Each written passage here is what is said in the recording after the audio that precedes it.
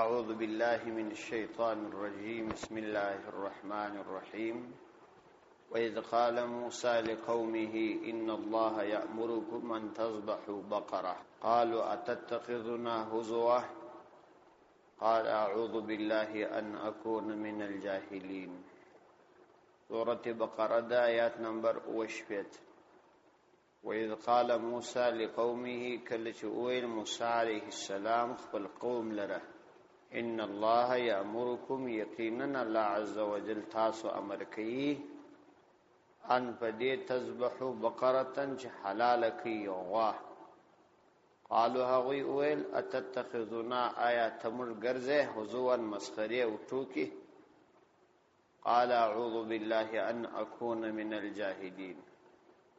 قال اویل موسی علیہ السلام اعوذ بالله فالله فنا وانم ان د دې څخه اكون چې زسم من الجاهلین د جاهلانو څخه د دې ځای څخه د يهودانو دوهم خباثت دا بیانې او د قدیمو يهودانو چې هغه د دې لپاره حیلې جوړولې چې دا غوا حلال نشي.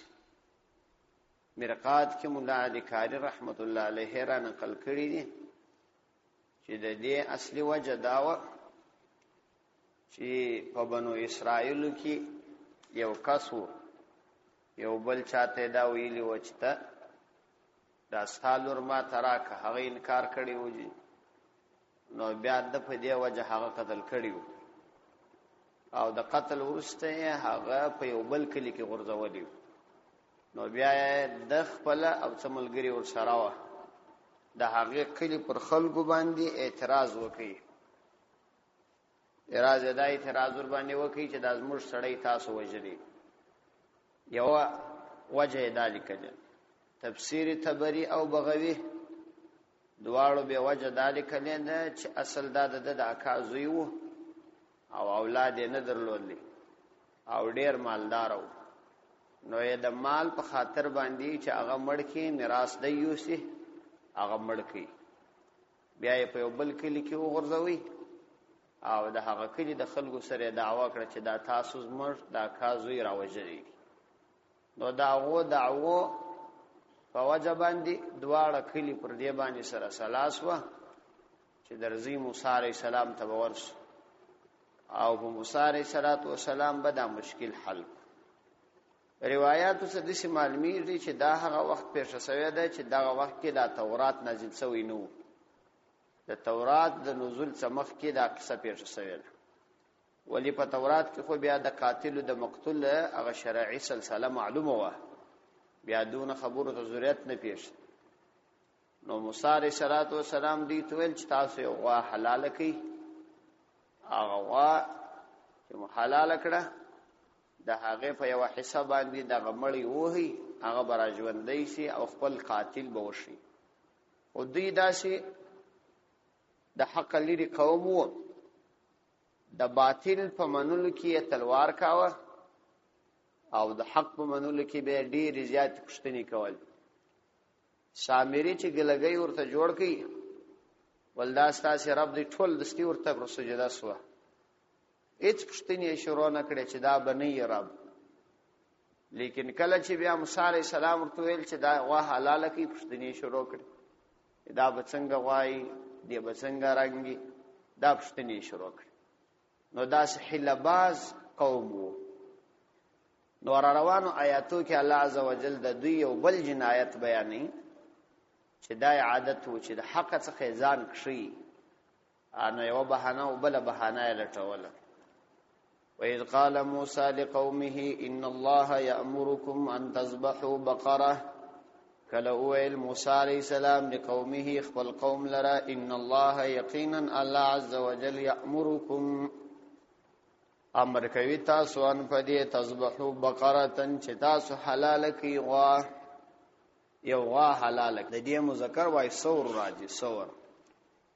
قالو نو دی اویل اتتخذنا هزوا تمج ګرځي جوړیمو هزوا مسخره چیرې د قاتل معلومات او چیرې د غوا ذبح دا خو هیڅ اړه نه سره لري. قال اعوذ بالله ان اكون من الجاهلين. قال ويل دا موسی علیہ السلام فالله پناه غواړم ان اكون من الجاهلين چې زه د جاهلانو نسم، یعنی چې په الهي احکام کې د تاسو سره مسخره وکم د دې څخه الله پناه غواړم. موسی علیہ السلام مسخره د جاهلانو کارو بولی، دا مسخري چې کوي دا جاهلانو خلقو کار دی. نو زه په خدای پناه غواړم د دې چې جاهل ځان جوړ. د آیات څخه د هغه کسانو د لپاره سخت زورونه او ترټنه ده چې دا وی دا طبيعت ټوکی ګرځېدلی او مسخره کوي. ځینی کسانو باقاعده ځانونه د مسخرو ته جوړ کړي او په دې مجلسونو کې دوی د حمدې د فار را بلل کیږي او را غشتل کیږي چې د ځوانانو مجلس ور باندې تازه وي. نو دا خلک جاهلان دي، بی علم دي، او وجه د جهل دا ده چې د نور مجلس ور تازه کړی دي او دای د هغه په زړه کې هیڅ قدر نه لري. تاسو تجربه کوي په دې مجلسو کې چې دا څوک ټوکی ډیری کوي، د دې مجلس کسان یو هم د قدر نه کوي. د ګرد په زړونو کې دای داسې یو حقیر او ذلیل غوندي انسان دی، فقط هغوی خپل سات پتیری لکه شرنګاو کوچنی ته په لاس ورکې هغه سات پتیری. نو دا خو یو ډیره بد خبره ده چې دای د خلکو په زړه کې قدر نه لري. فقط خلق خپل طبيعت او نفس قرباني وساکي. دوم دا چې دا فسق دی، خلق خندول دا فسق دی. یو صحابي رسول الله صلی الله علیه وسلم ته فرمایي اے دا الله پیغمبر او شترا توک. نبی کریم علیہ السلام ورتوای لا تکثر ضحکا، دا خندا ډیره مکوه، ډیره خندا مکوه، ځکه دا ډیره خندا د مخ نور ختمي او یمیت القلب او زړه وجنی. یعنی په زړه کې د دین احساس د خدای په دین باندې خواب دی دل د لمنځوړي. کتا سولیدلی وی د غزانونه چې ټوکان ګرځولي د اعجوبه، دا خلق د آخرت او د خدای د دین په مسائلو باندې هیڅ باک نه کوي. مسلمانانو ته پریشانی پیښ ولې خبرم نه. او حدیث کې راځي چې د قوم فاسق هغه دی چې خلق خندي، مزاج د خلکو دا ور جوړ کړي چې خندي. نو د ازمر په ځوانانو کې هم د ځینې ځوانان طبيعت یې داسې جوړ کړي. دا ډیره خطرناک خبره ده، د دې ځان ساتل پکار. دا دی حضرت موسی علیہ السلام دا کار د جاهلانو کار بود او قرآنی آیات دی چې دا خندا مجلسونه جوړول دا جهالت دی. دا چې عمومي کار دی او کچيري یو څوک بیا په یو مجلس کې د خوش طبعی په خاطر باندې په شرعي حدودو کې د نن یو ټوکه کوي، دا به خوش اخلاقی ده، دا به په شریعت کې منع نه ده، بلکې دا کول پکار. د انسان طبيعت باید دا شوي چې خلق پر ټول سي، مجلس خلق سره وکي. په شرعي حدودو کې د نن یو مسخره کول چې هغه د شریعت د اصول خلاف نه او د خلکو طبيعت په سم شي نه د منع. پیغمبر علیه الصلاۃ والسلام صحابه کرام سره داس کړی دي. یو صحابي ورته راځي پیغمبر علیه السلام توای ماته وشراک. نبی کریم علیه السلام ورته وایي زبتا د وش پرزوی سپورک. اوای د وش پرزوی خوزت لای نسم، یعنی دا جونګي نو دې باندې بز څنګه زم. پیغمبر علیه السلام ورته نو هر غوش د یو غوش زوی دینو، زتا په غوش باندې سپراوم خدا دې ته ورته. پیغمبر علیه السلام څخه نورم ځینې داسې کلمات راغلي. عائشه صدیقه رضی الله عنها ته د یوول سشذ واقعه بیان کړي. هغه یوول سشذ وای د جاهلیت په زمانه کې سره کښینسته، نو بیا یې دا عهد سره وکي چې د خپل خاوندانو به هیڅ حالت نه پټو. شذ سره کښینی خورا بد حالت بیانې. نو عائشه رضی الله عنها ته دا سکی امام بخاری رحمه الله باقاعده پر دې باندې باب اجدي باب الحسن المعاشره. نو یو شذې په دې کې ویلي دی ورته چې زوجي غیایا طبقه كل داء له داء شجکی او فلکی او جمع کللکی. چې د ازما خاون خدا سي شهیدی یو پس شهیدی یو مرڅټی دی نه د خورک دی نه شک دی. ار غم د دنیا پر درا نازل پر معمولی خبره باندې ډیری لوی پریشانی جوړي. شجکی او فلکی یا د سر درماتی یا د لاسونه درماتی او جمع کللکی یا د دواړه سر لاسونه دواړه درماتی. ابلی به ورته ویل چې زوجي مالک زما خاون مالک نمیږي. مالک خیر من ذالک. مالک تر دې نامم لا خیر دی، یعنی د مالک نوم خو خیر دی تر دې هم خیر. له کثیرات مبارک ډیر د وشانو د څړ ځایونه لري. له کثیرات مبارک قلیلات مصالح لیکن ګرځیدون کې وشان پکښ لږ دي ځکه چې د خلکو د پاره خیرات یې. اذا سمعنا صوت هرمزي ايقن انهن هوالك. چې کله بیا د ډول आवाज دا وشان واوري نو هغه یقین چې نور موږ هلاک کیږو. مطلب دا چې د سخی سړی دی دا وشان حلالي. دا ډیر وړ حدیث دی، یخي وړ حدیث دی. امام بخاری رحمه الله را نقل کړی دی تقریبا 3 صفحې کیږي. په دې کې ډیر واقعات بیان کړي. نو د دې څخه دا معلومه شول چې پیغمبر علیه الصلاۃ والسلام په کور کې ژوندۍ داسې آرام ژوندۍ تیرول، قشیم کوله، مجلس هم کاوه. نو دغه ترش طبيعت جوړول هم په شریعت کې نه دی معتبر. سړی داسې ناست وي چې تبدا فکر کوي چې علم ګر پرده باندې رانړې دري او سړی به دغه ټوکیم نه جوړیږي. دا د شریعه اصول څخه وتلی ګپ او مسخره بنه کوي. قال اعوذ بالله ان اكون من الجاهلين. قالوا ادع لنا ربك يبين لنا ما هي. قالوا حغي اويل او ادع لنا دعاء کزمر دفار ربک د خپل رب څخه یبین لنا چې بیان کې موږ لره ماهیه چې دا څه شي ده، یعنی کوم صفات دي د دیغه صفات را ته بیان کی. دا الله عز وجل ته اوه دعا وک. قال انه يقول انها بقره لا فارض ولا بكر عوان بين ذلك. قال ورته ویل موسی علیہ السلام ورته ویل چې زما د سوال په جواب کې انه دا الله عز وجل یقول فرمای انها بقره چې دا یو غواده لا فارض انتهائی زړه بنوي ولا بکرن او نب انتهائی ځوانوي عوان بین ذالک متوسط بوي بین ذالک دغه ترما بین. فارض وای هغه غوا توای چې د ډیر ضعف او وجه د اولاد زیږیدل نور بسوي. او بکر بیا هغه توای چې تر اوسه د اولاد درجه ته نه رسیدلې. او عوان بین ذالک متوسط درجه دغه سی غوابي. قال انه يقول قال ويل د حضرت موسی علیہ السلام انه دغه الله عز وجل یقول فرمای انها چې دغه بقره غواوی لا فارض نبذات زړوي ولا بکر او نبذات ځوانوي عوان بین ذالک د دې تر ما بین بوي. بس نور حجت بازی او دلائل موایاس ففعلوا ما تؤمرون. فعل وکي ما هغه تؤمرون چې تاسو امر کړل کېږي. بس خدغه دې درته ومه شو دل بس خپل کار وکي. لیکن هغه حلباز قوم په دغه رقم ځان خلاصاوه. قالوا ادع لنا ربك يبين لنا ما لونها.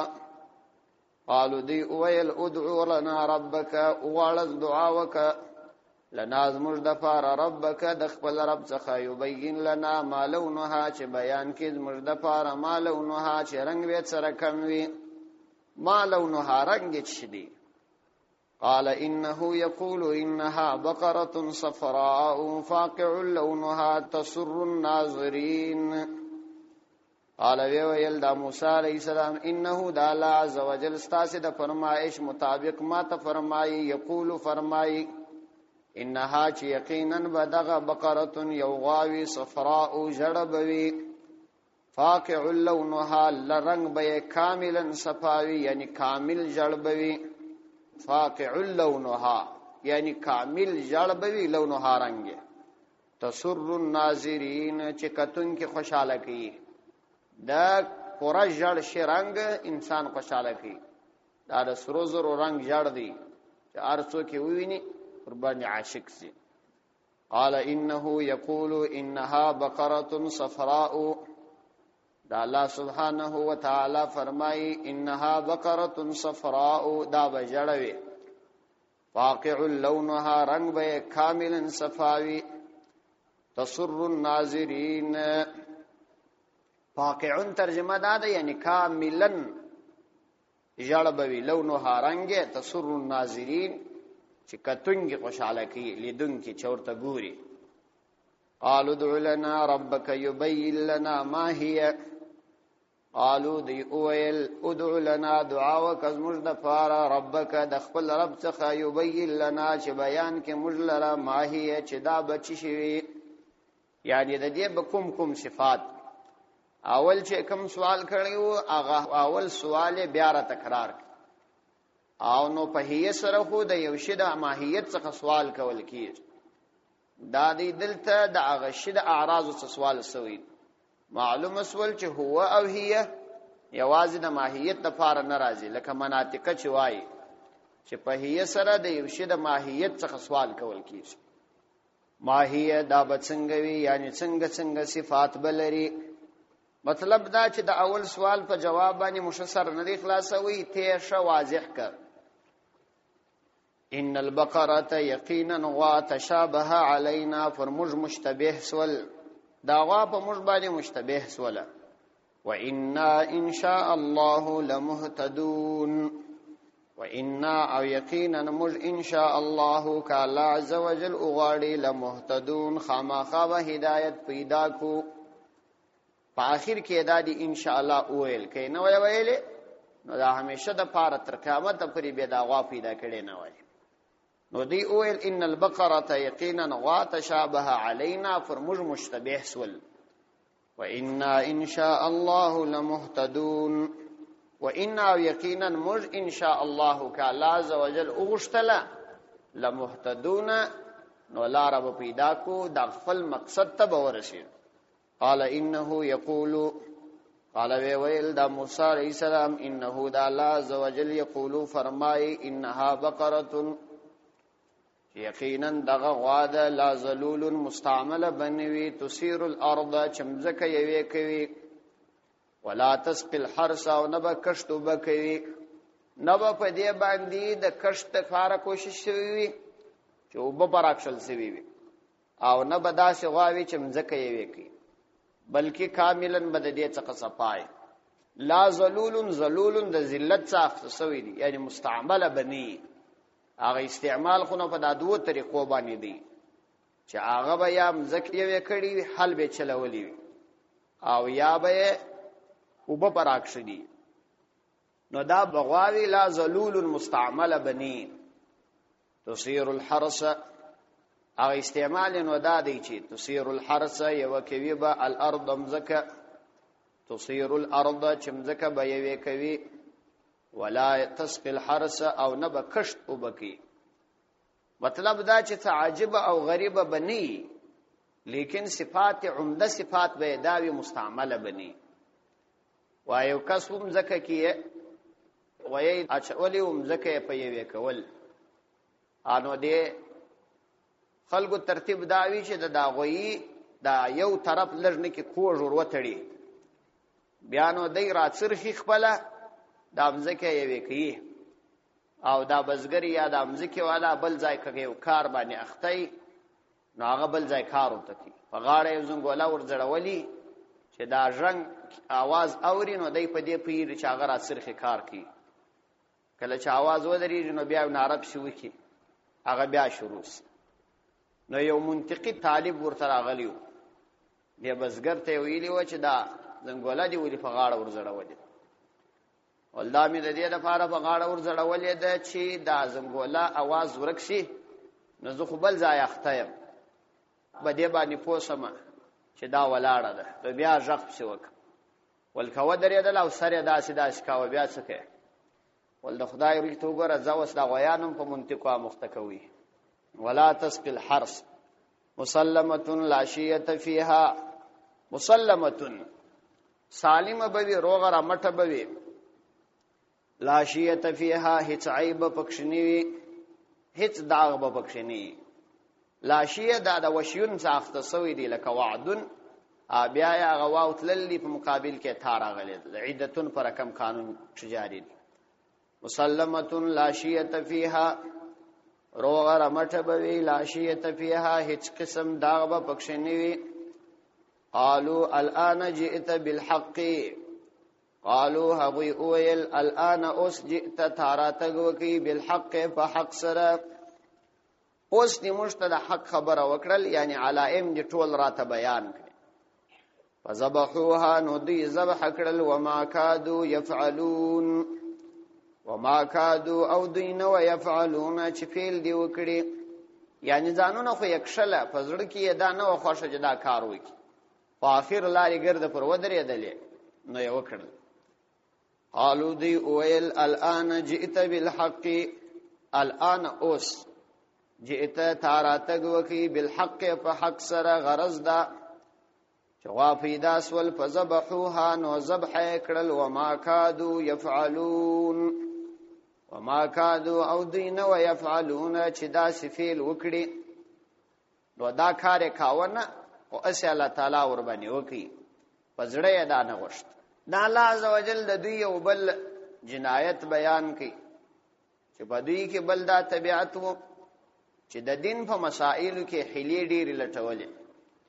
او د دین د مسائلو څخه یو بهانه او بل بهانه باندې ځان کشي لیکن په باطل کې به بیا دا سکلک ولاړو خبره به بیا تسلیموله نو عیدا په حقیقت کې ځان د دین کشل دی د دې یو مثال داسې کې دلای شي لکه یو څوک یو چاته د یو کار وایي چې دا پلانې کار وکړه عادت خو زړه نه غواړي چې وي یو ته یو چاته وایي چې ته یو ګلاس وبراوړ نو هغه درته وایي چې یخې که ګرمي اته ورته وایي چې یخې په غټ ګلاس کې په کوچني ګلاس کې نو دغه بهانه ده چې یو قسم او بل قسم بهاني ورته لټي نو د دې مقصد دا وی چې دا کار نه کوو نو دلته هم د دې غرض داو چې دا کار ونه کی حدیث کې راځي پیغمبر علی السلام فرمایي چې تاسو د دین په مسائلو کې تشدد مکوئ دا تشدد د دین په مسائلو کې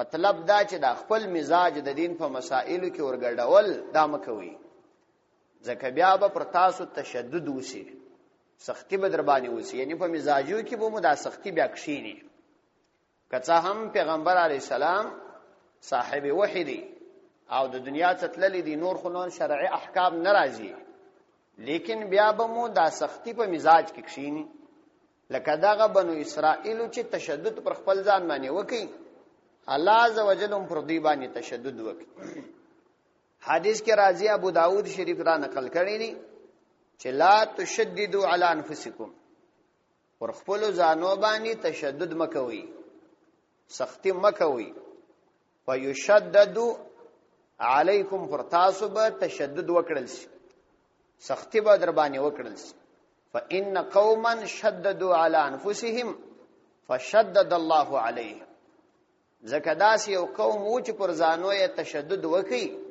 نو الله عزوجل پر دې دا تشدد وکړي د دې تشدد یو مثال به درته وایم د تشدد یو مثال دادی دغه د سحار د مانځه څخه ورسته دا خوب په شریعت کې د سحار د مانځه څخه دا ورسته خوب فقط یو نامناسب کار دی یو نامناسب کار د نامناسب کار معنا دا ده چې ښه خبره دا ده چې سړی دا وخت بدنه شي ځکه دا د فرض تقديري وخت دی او دغه وخت ملائکه بدلیږي د شپې ملائکه ځي د ورځې ملائکه راځي. نو کیف سړی په یو ذکر باندې اختی نو باره به دا دواړه قسمه ملائکه پر د شاهدان دي.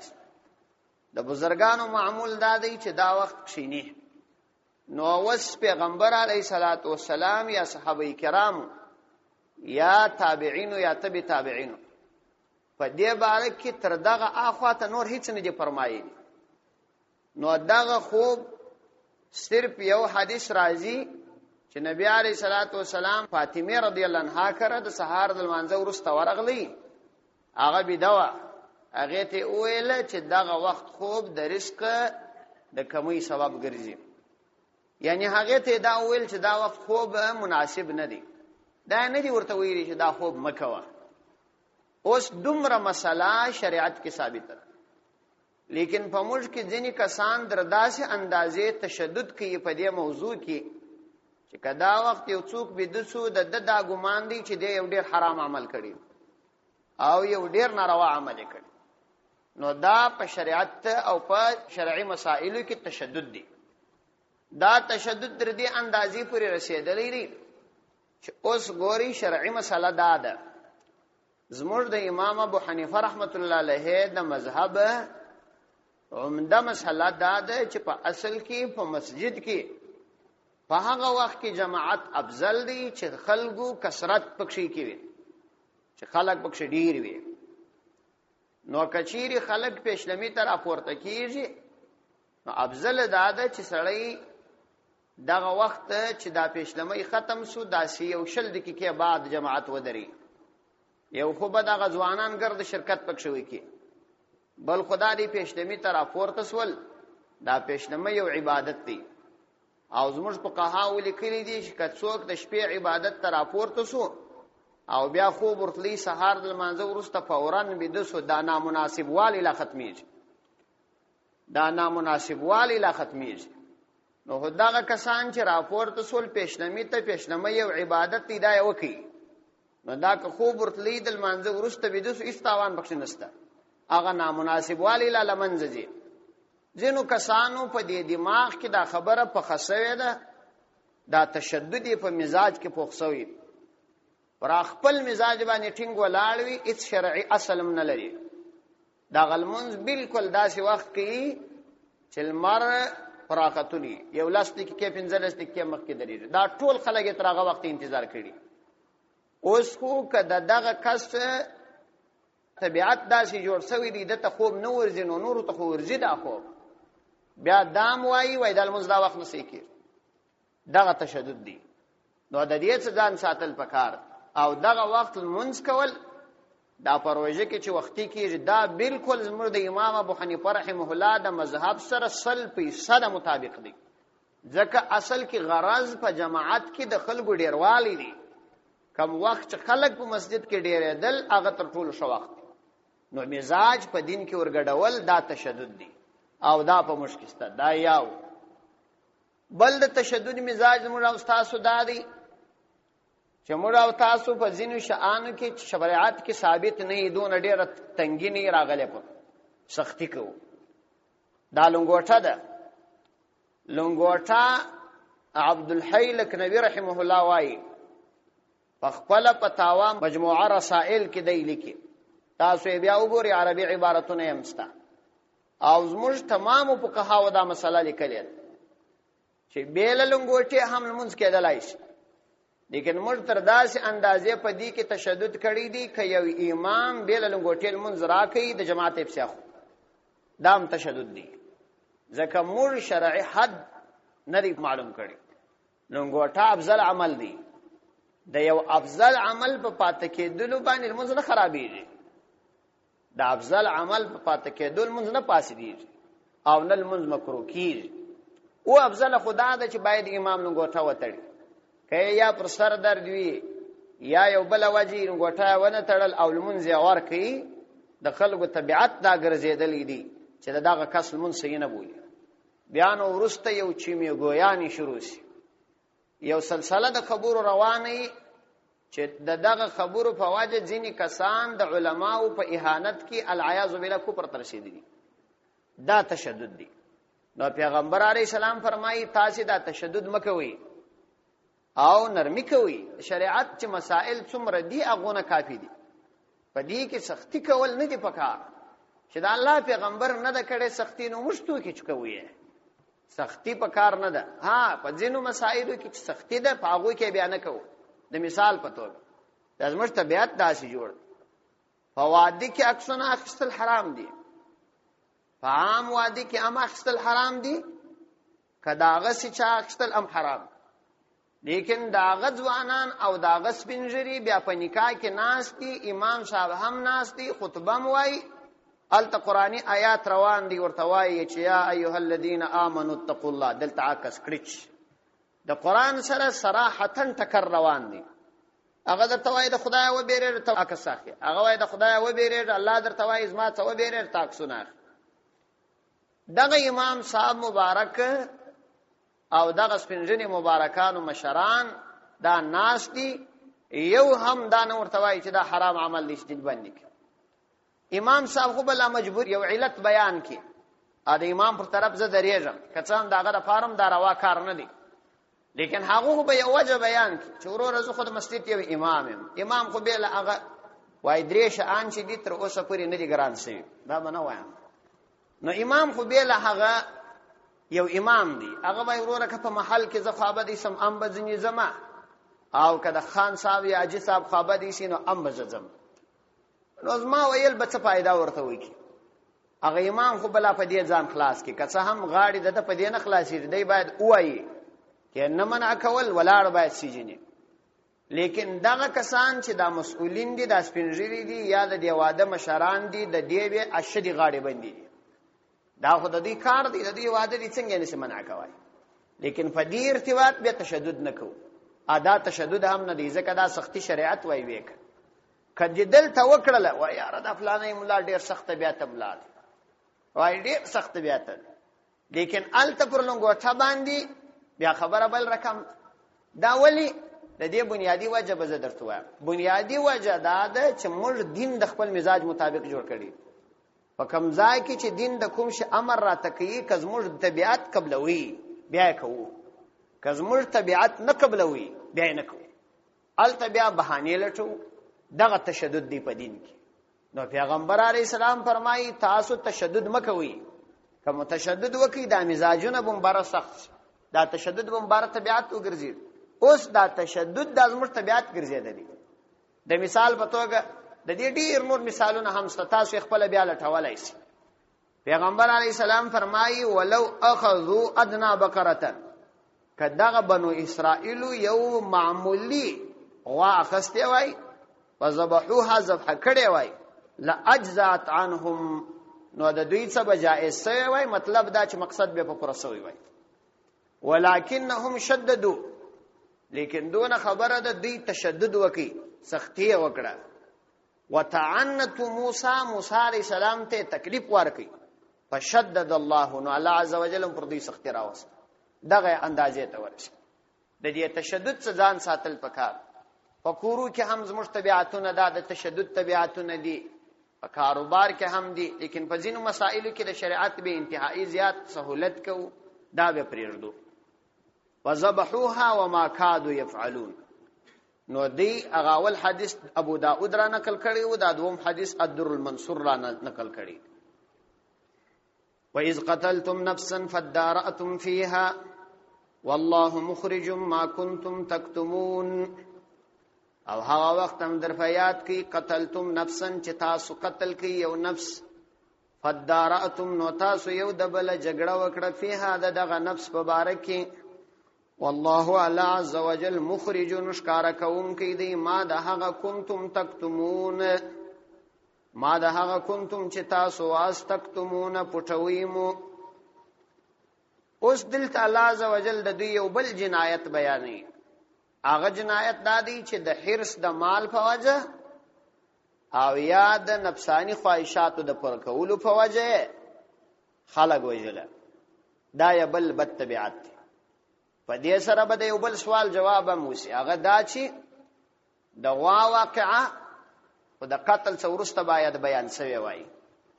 قتل وسو د دې مقتول د پاره دی ګرځیدل، نو الله تعالی ورته ویل چې غوا حلاله، نو د ظاهری ترتیب په اعتبار باید اول دغه آیاتونه راوړل سی وای او دغه د غوا د ذبح آیاتونه باید ورسته راوړل سی وای. باب خبر خو سر خلاص، لیکن دلته دا ورسته راوړل سو. حالان کې قصه د غوا باید ورسته راغلی وای، خو اول قتل سوی دی، لیکن ترتیب دلته بدل سو. ما مخکې یو جواب درته ویلی و چې قران کریم دا د قصو کتاب نه دی. څومره چې د انسانانو ضرورت وی الله عزوجل غونه بیان کړي، نو غرض دلته د دې دوه قصو د راوړلو څخه چې مخکې د غوا قصه بیان کړل او دلته دا غرض د يهودانو جنایتونه بیانول دي. غرض د دې قصې ترتیب نه دی.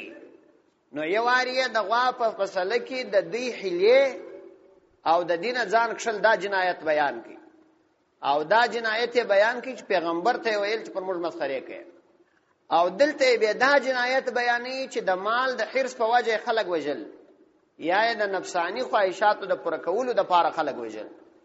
اصل دلته د دوی د جنایاتو تعدد بیانول غرض دی، د قصې ترتیب غرض نه دی چې یا به هغه اول راوړل کیږي او دا به ورسته راوړل کیږي. یو جواب ادا دی او دا د اکثر مفسرینو رائے ده. دوم جواب ادا دی چې د غوا ذبح په حقیقت کې د مقتول د پاره نه د سوي، هغه جلا مسله و، دا جلا مسله و. هغه څنګه ماوردی او مدارک دې دواړو دا مسله راخسته ده چې په اصل کې په د يهودانو کې د غوا تعظیم وای ډیرو، حتی دوی د غوا عبادت وای کاوه، او دلیل پر دې باندې دا پیشي چې دغه ګلګي فقط سامری ورته رامخته کوي، د دې مزاجو به قبول کی فوران عبادت شروع کی. نو وای د غوا د ذبح مسله چې الله تعالی ورته ویل چې دا حلاله کی په دې کې اصل غرض د دې د معبود سپکاوي وو چې دې ته دا ثابت کی چې دا د عبادت لایق نه دي، زکاری ذبح کیږي. دا چې په کوم غرض ورته ویلی وای هغه غرض دغه توهین د دې معبود وو او د دې قتل مسله دا جلا ده. یو رائے دا ده، اصلي رائے هغه ده چې دا واقعات تعدد کی ترتیب نه ورکول، هغه مخ کې ورسته راوړل ورسته مخ کې راوړل، په دې کې غرض په اصل کې د دوی د جنایات تعدد دي، هغه ترتیب غرض نه دی. وَإِذْ قَتَلْتُمْ کله چې تاسو قتل کړئ نفسا نفس فَادَّارَأْتُمْ فِيهَا، نو تاسو بیا په هغه کې اختلاف وکړئ. یعنی تاسو څخه چې کله یو چا دا نفس قتل کی، ټول خو نه دی قتل کړي. وَإِذْ قَتَلْتُمْ نَفْسًا کله چې تاسو قتل کی، یعنی په تاسو کې یو چا قتل کی نفسا یو نفس، فَادَّارَأْتُمْ نو بیا تاسو اختلاف وکړئ، یعنی د خپل براءت د پاره پیها په دغه نفس کې. والله الله عز وجل مخرج ښکارا کوونکی دی ما د هغه کنتم تکتمون چې تاسو واس پټول مو، یعنی پتاسو کې چې کوم خلق مجرمان و یا مشتبه خلق و هغه دا خبره پټ ساتل، الله عز وجل د دې خبرې ښکارا کوونکی. نو قتل خود د نبی علیہ الصلوۃ والسلام د زمانه يهودانو نه دی کړی، او قرآنی آیات دوی ته متوجه دي. دا قاعده او قانون دی چې د یو قوم ځینی کسان کې یو کار وکي او ټول قوم ته نسبت کیږي. هغه عزیز او تفاسیر کې مولانا سلطان عزیز د دې یو وجه لیکلی ده، وایي لکه زموږ د جهاد په دور کې چې هغه خلک چې په اروپا کې اوسېدل او روسانی لیدلی لا نه و دغه څه پښکارا، هغه ته بوم الخلق ویل چې د افغانان دي او سخت بهادر خلک، وای هغه ته بیم ویل، حالان کې هغه به په دې خبر هم نه و دا روسان څنګه خلک دي، لیکن دا د افغانانو د بهادری نسبت و دوی ته هم کې دی خو نه و پکې. نو کله د یو نسبت د یو قوم د ځینو افراد باره ټول قوم ته کېږي. والله مخرج ما کنتم تکتمون فقلنا اضربوه ببعضها، فقلنا موږ ورته وویل اضربوه تاسې ووهئ دغه مړی، ببعضها په بعضې حصه باندې د دې غوا، كذلك يحيي الله الموتى دغه رنګ راژوندي کوي الله عز وجل الموتى مړي، ويريكم آياته او درويني آياته خپل د قدرت نشانات، لعلكم تعقلون شاید تاسو د عقل کار واخلي. فداراتم فيها دا معنا چې تاسو په دې کې اختلاف وکړي. د اختلاف لفظ نه دی راوړي، د درون لفظ راوړي دي. در دغه توای چې سړی پری وای قلنا اضربوه، نو دی د موسی علیہ السلام څخه د دې مقتول د معلومولو غوښتنه وکړه. اخر خو هغه راوسته غوای حلال کړ.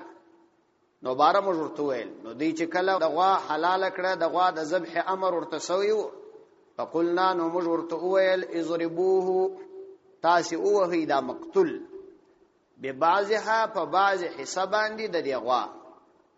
دا خو په هغه صورت کې کچيري دا غوا د دې مقتول د پاره حلال سوی، نو بار بدا د هاضم راجع کی و دې بقریت، او کچيري د غوا د ذبح قصه جلا قصه و بولی، او دغه د قتل قصه جلا قصه و بولی، نو بیا بدا د هاضم راجع کی و دې نفس ته چې اذ قتلتم نفسا، نو د نفس کلمه خو مؤنث سماعی دی، نو ضمیر هم د مؤنث ورته راجع دی.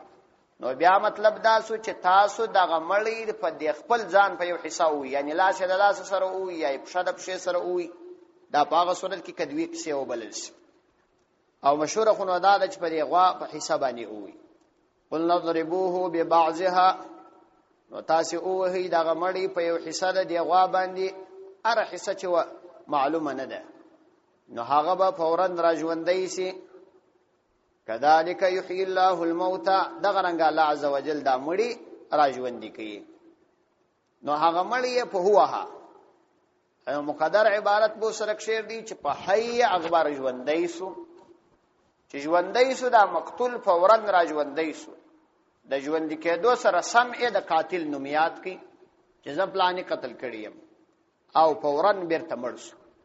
دوی منصور کې دا حدیث را نقل کړی دی چې دا فورا مړ شو، لیکن چون کې د مړی راژوندی سو خبره وکړه، دغه د خبره په شریعت کې شاهدی نسی بلل کېدلای، ځکه شاهدی په شریعت کې اصول لري چې دوا کسان کم از کم شاهدی ادا کړي. لیکن چون کې د دې مقتول خبره حضرت موسی علیہ السلام ته په وحی معلومه و چې دای رښتیا وایي، ځکه دا خبره ومنل سول. کنيه د شریعت د قانون مطابق دا شاهدی نه ده. د دې صدا مثلا باید موږ او تاسو په فهمو د همیشه د پاره چې خارق العادت یو شی چې سړی تشکاره شي، یعنی د عادت خلاف ښکارا شي، یا په خوب یو څوک یو شی وویني، نو دغه د خوب او یا د عادت خلاف یو خبره دا شرعاً دلیل نشي ګرځیدای، او نه دا د چا د ښه سړیوالي دلیل ګرځي. یو سړی په خوب کې وویني چې ما ته پلاني وویل چې پلاني کار وکړه، که هغه کار د شریعت خلاف وو دا به دی نه کوي، نو خوب د دې لپاره دلیل نه دی. ځینې کسان چې ځانونه په بزرګۍ معرفي کړي خلکو ته، هغوی ځینې داسې خبرې کوي، وایي ما ته په خوب کې نبی علیه السلام وویل چې پلاني ته وظیفه ورکړه، ما ته په خوب کې نبی کریم علیه السلام وویل چې پلاني ته ووایه چې پلاني کار وکړه. نو دغسې واقعات بیانول او خپل بزرګي په ثابتول، زه فکر کوم چې دا بزرګي بني او د دې ځان ساتل پکار، او دا شرعي دلیل هم نه دی، بس شریعت ثابت دی، واضح دی، داغه مطابق بسړی احکام په ځان باندې عمل کوي. کذالک یحیی الله الموتى، د دې قصې څخه اوس پر دې شی باندې استدلال کوي چې لکه څنګه چې دغه مړی موږ راژوندی کوي، عادي تاسو وملې دي، نو دغه رقم موږ نور انسانانو هم راژوندي کوو د قیامت په ورځ باندې. کذالک دغه رنګ یحیی الله راژوندي کوي الله عز وجل الموتى مړی د قیامت په ورځ باندې، ويريكم او درشي دروینی تاسو ته الله عز وجل آیاته د خپل قدرت علائم لعلکم تعقلون، شاید تاسو د عقل کار واخلئ چې د یو نظیر په منلو پر بل د بل نظیر سره انکار ونه کړي. یعنی لکه دا چې مو ومنل چې دا د دلته دا مړی وراژوندی سو، نو د دې څخه دام ومني چې د آخرت په ورځ باندې راژوندي کېدل هم مشتګران کار نه، او کدا منی اغه نه منی، نو دا خو ډیره لوی عقلی او حماقت دی، فقط ضدی د زید کار اخستلی. الله عز وجل د دې آخرت د ورځې د ثبوت د پاره چې انسانان د آخرت په ورځ باندې کاملا عقیده ولري، چې انسانان دوباره الله عز وجل راپورته کوي. د دې لپاره په دنیا کې ځینې داسې مثالونه پیش کړي دي چې انسانان یې راژوندي کړي دي او بیا یې بیرته هغو ته مرګ ورکړي. نو یو آیات خداغه آیات دا درو اویا آیات کې دادی چې دا د بنو اسرائیل مقتول دا را ژوندۍ کړس. دوهم شپږ 50 نمبر آیات کې تاسو راواړوي دا تیر سوی دی. التهم دغه یو مثال الله عزوجل بیانې ثم بعثناکم من بعد موتکم لعلکم تشکرون. تاسو مو بیا راو پاتول تاسو د مرګ نه ورسته او تاسو څه د شکر توکو کیږي. دا غاویا کسان و چې په هیتور ته بوتله اعلی تمړس ولا بیا الله عزوجل راجوندنی. دا دوا د بل مثال. دریم مثال 243 نمبر آیات سورته بقره ده. 243 نمبر آیات. الم تر الى الذين خرجوا من ديارهم. آیات هغه کسان ورندیدل چې د خپل شارونو څخه وتل وهم الوف فزرها حذر الموت د مرګ د بیری فقال لهم الله الله عز وجل هغوی ته اویل موتو مړسی هغه مړسوله ثم احیاهم بیا یې هغوی را ژوندي کړل. دا د فزرها او انسانان مړسوي دي او بیا یې بیرته را ژوندي کړي دي. دا دریم دلیل. څلورم دغه سورته بقره ده 250 نمبر آیات راواړو. 250 بیخی دا دوی ورکی واړوي. د عزیر علیہ السلام واقعا الله بیانی او کلذي مر على قريه وهي خاويه. او لکه هغه څوک چې پر یو کلی د یو کلی سره تیر سو او دا کلی را لویدلی او پر د خپل چتونو باندې قال ان يحيي هذه الله بعد موتها. نو الته زړه دی راو دی عزیر علیہ السلام ویل څنګه را ژوند کوي کیف ان په معنا ده کیف ده یعنی څنګه ژوند کوي هذه دغه کلی مړي الله عز وجل د مرګ ورسته فاماته الله عز وجل دای مړکی 100 عام سل کال مرګ قربان رالی ثم بعثه بیا رجوندې. دا بل دلیل پر دې باندې په دنیا کې هم الله تعالی دا پیش کړی. حضرت ابراهیم علیه السلام ته الله تعالی فرمایل چې څلور مرغان واخه او کوپتجنی جوړه کا دا اجزای جلا جلا د غرو پر څوکو باندې کښېږده یا اتینک سعیا نو تا تباغ راځي. دا بل دلیل پر دې باندې دی چې الله عز وجل ځینی مثالونه په دنیا کې د آخرت د ژوند بعد د پاره پیش کړي. وکذالک یحیی الله الموتى ويريكم آیاته لعلکم تعقلون. چې یو نظیر مو ومني نو بل بخامه خامني. ثم قست قلوبكم من بعد ذلك فهي كالحجارة او اشد قسوه. زجر دی د کافرانو ته د يهودانو ته زجر دی ترټنه ده.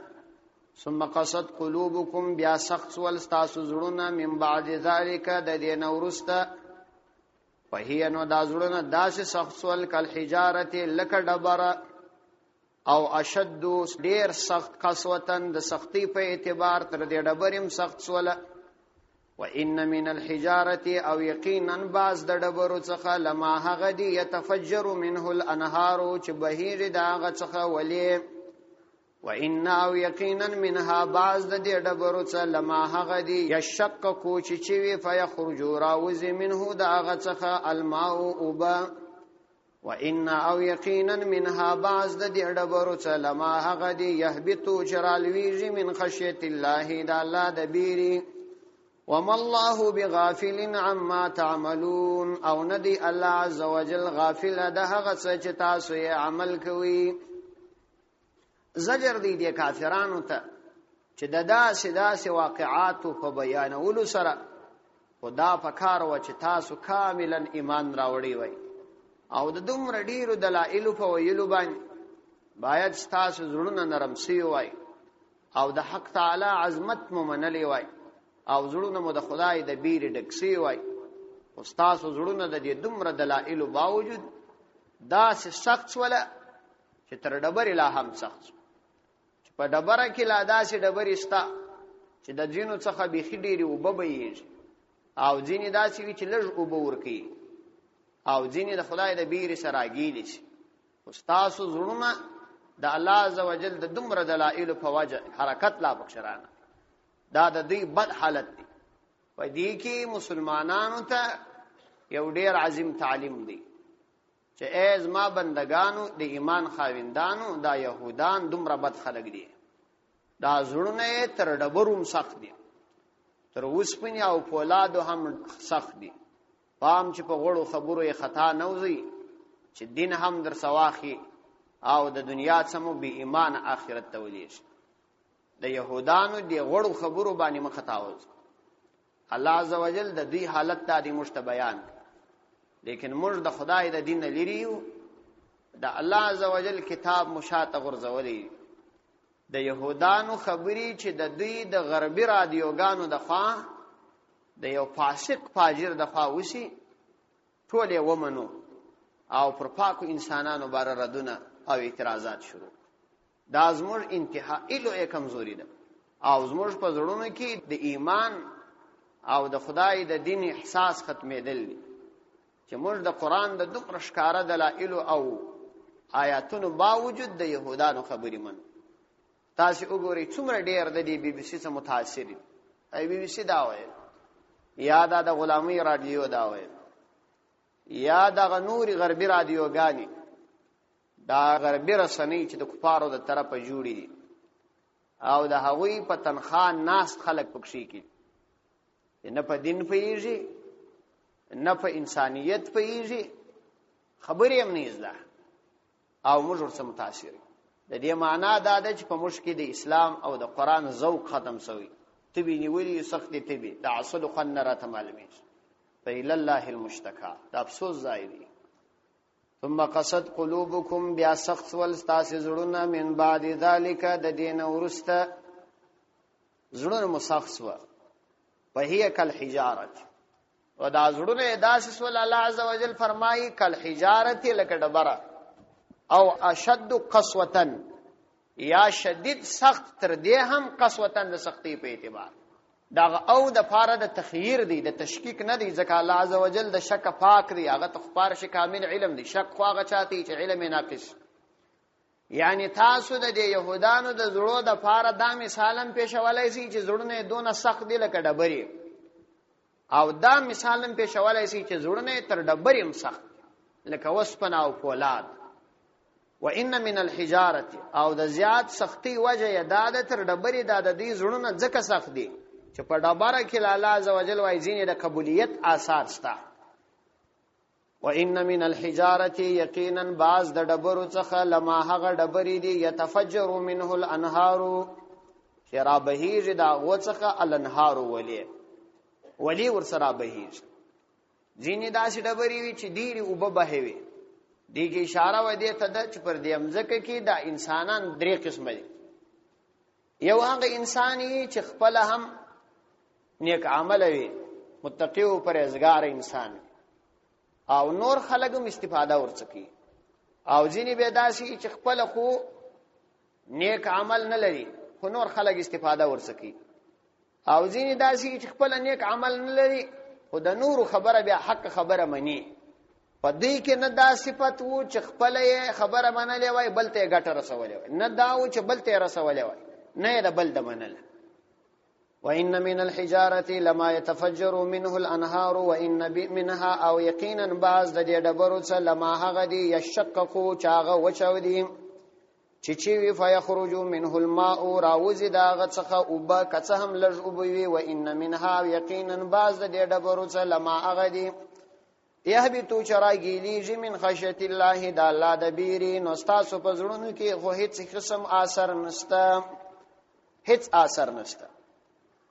او د دې قساوت په وجه چې تاسو کوم بد اعمال کوي، دا څنګه ده چې دا اعمال مشته معلوم نه دي. وما الله بغافل عما تعملون، او ندی الله عز وجل بغافل بخبر عما ده هغه بدو اعمالو څه تعملون چې تاسو یې کوي، یعنی ډېر ژر به پر دغه بدو اعمالو سزا درکړي.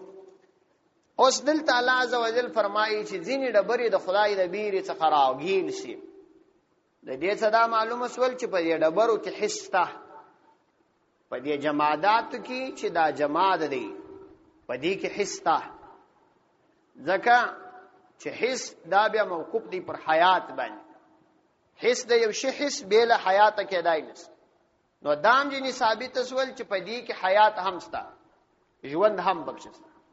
خدا چې موږ په ژوند باندې علم نه لرو دا زموږ د ادراک کمزوري ده. دا دې معنا دا نه ده چې په دغه ډبرو په دې شانو کې حیات نشته. ولدا د الله عز وجل مخلوق دی. الله عز وجل فرمایي سورته بنی اسرائیل کې چې هیڅ داسې یو شی ستنه مگر هغه د خدای عز وجل تسبیح بیانوي، لیکن تاسو یې تسبیح نه سي فهمولای. نو دې صدا معلومیږي چې په دې کې حصہ ستا. افتتمعون ان يؤمنوا لكم. نو الله عز وجل د مؤمنانو ته اوس فرمایي د دې ځای څخه بیا د جدید يهودانو څلور خباستونه بیانې. یو خباست د جدید يهودانو تحریف و د الله تعالی په کلام کې، په تورات کې تحریف کا بدلوي.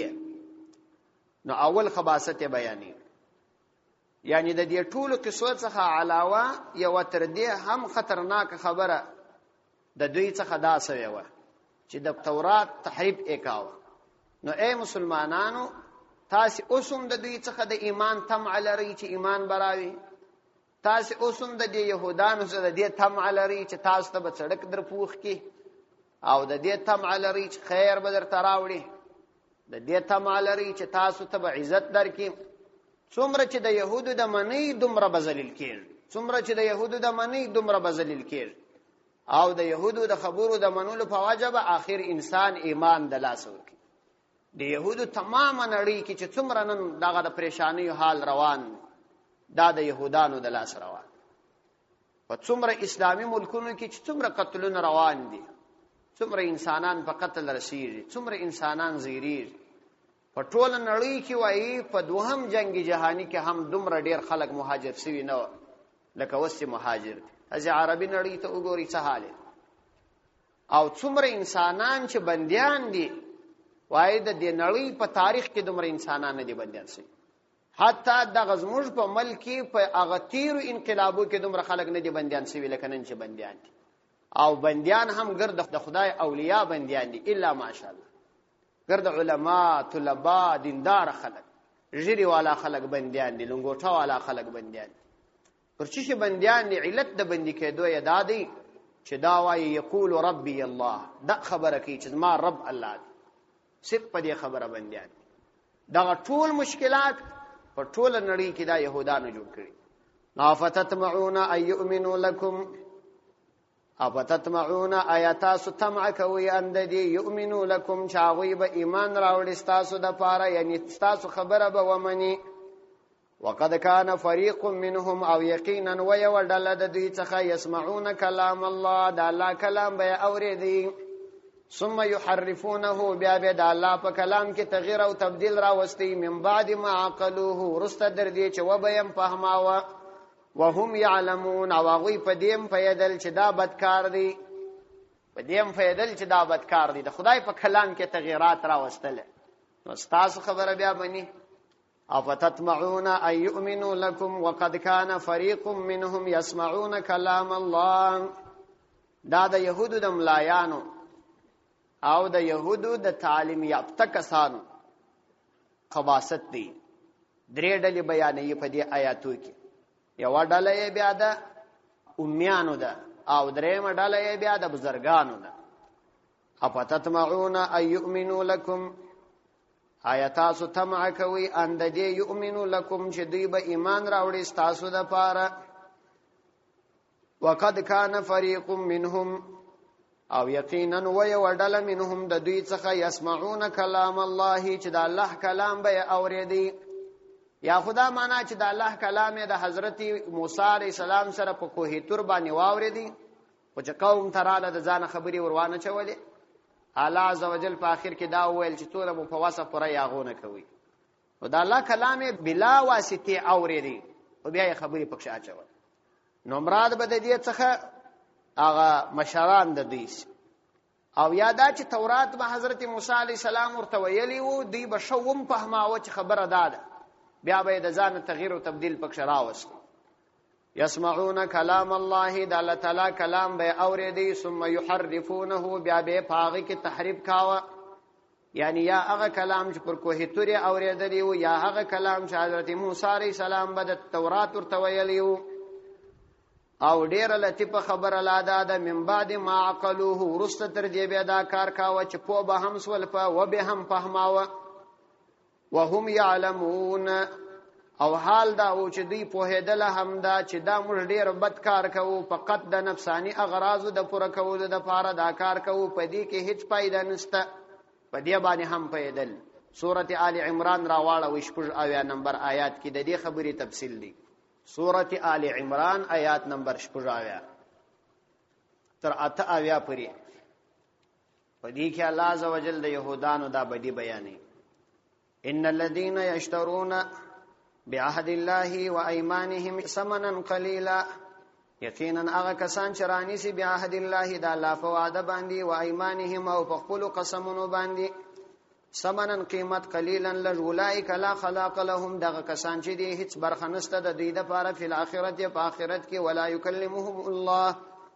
ولا يكلمهم الله او نبال عز وجل دا غوي سره خبرې کوي ولا ينظر اليهم او نبال عز وجل اغوي ته ګوري یوم القیامت د قیامت په ورځ باندې د رحمت په نظر باندې ولا يزكيهم او نبد دوی تزکیه کوي یعنی د دوی سپارش او دعا به قبليږي ولهم عذاب الیم د دوی د فار دردناک عذاب دی وان منهم یقینا یودل د دوی څخه داسې وان منهم یقینا یودل د دوی څخه لفریقا یودل وان لفریقا منهم فاصل کې داسې دي او یقینا یودل د دوی څخه داسې و یلؤون السنتهم چې جیب بیت او اوله بالکتاب د کتاب یعنی د کتاب د ویلو پر کم به خله جوړول لتحسبوه د پاره د دې چې تاسو ګمان ور باندې وکي من الكتاب چې دا خبره دی د کتاب څخه کوي و ما هو من الكتاب دا به د کتاب خبره نه و بلکې د ځان به جوړه کړي ويقولون ويلبه هو من عند الله چې دا خبره ز درته کوم دا د خدای د طرفه ده و ما هو من عند الله او حال دا چې هغه به د خدای د طرفه نه و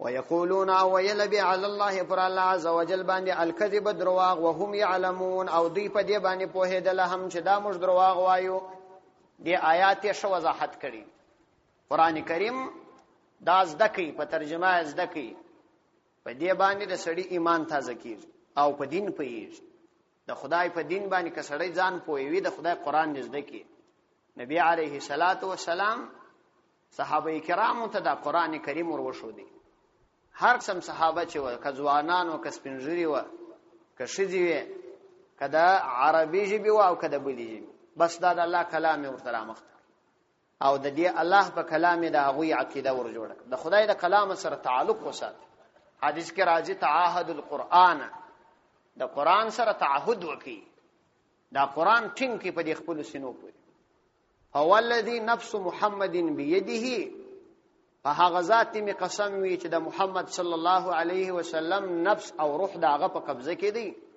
له اشد تفسيا من الابل في عقلها چې دا قران زیات تیز تلون کې دي تاسو څخه تر هغه وش چې د خپل ځانو بند څخه تاسو یعنی دا قران و بیا در څخه ولار شي بیا به تاسو ور باندې په هیږي نه تعلق سره وساتي تعهد سره وکي نه وړاله د دې داسې و چې د الله کلام اوریدي او په به هم سول په دیم په یدل چې موږ دا بد کار کوو خو بیا به امدا کار کوو دا د دې منافقت دا یو دوم خباثت یو خباثت خو یداو چې په کتاب کې تحریف کاو د ځان به شان ورګډول او دوم خباثت الله بیانې دام د قدیمو د جدیدو يهودانو د نبی عليه السلام د زمانه او تر قیامت چې راځي دوم خباثت الله بیانې وإذا لقوا الذين آمنوا چې کله به ملاقات وسو الذين دا هغه کسانو سره آمنو چې ایمان راوړي قالوا آمنا نو به ويل موږ ایمان راوړی دی وإذا خلا بعضهم الى بعض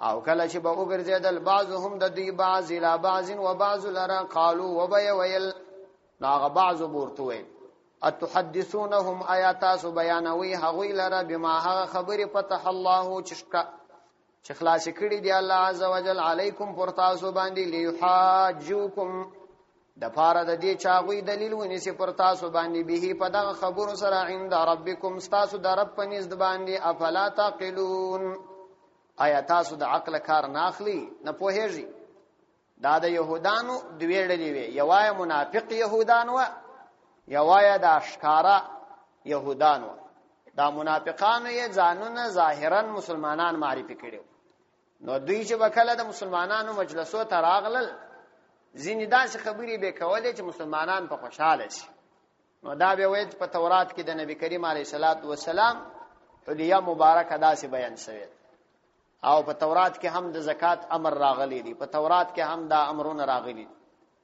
نو کله چې بولاړه هغه نور ته امشرانو ته هغه به دی پر دې ملامتول چې ګوري دا کار مکوي چې دا د مسلمانانو مجلسو ته ولاړ سي دا خبره وکي دا مکوي که سبا د بحث او مباحثه خبره رااله خدای مسلمانان په داغه خبرو پر تاسو دلیل وایي چې تاونه ویل چې په تورات کې دا خبره ستا او یا به د قیامت په ورځ د خدای په حضور کې پر تاسو دا حجت وي نو دا مو بیانوي د مصلحت د پاره دا مکوي و اذا لقوا الذين امنوا چې کله به ملاقات وسو د دې منافقو يهودانو یعنی و اذا لقوا کله چې به ملاقات وکي الذين اغه کسانو امنو چې ایمان یې راوړیو یوازې په ژبه یعنی منافقو يهودانو نو قالوا وبي ويل دي مسلمانانو ته آمنا مجهم ایمان راوړی دي و اذا خلا او کله چې بدی سره ځای بسو بعضهم بعض دي دا منافق يهودان الى بعض و بعض نور يهودان ته یعنی علانیه يهودان ته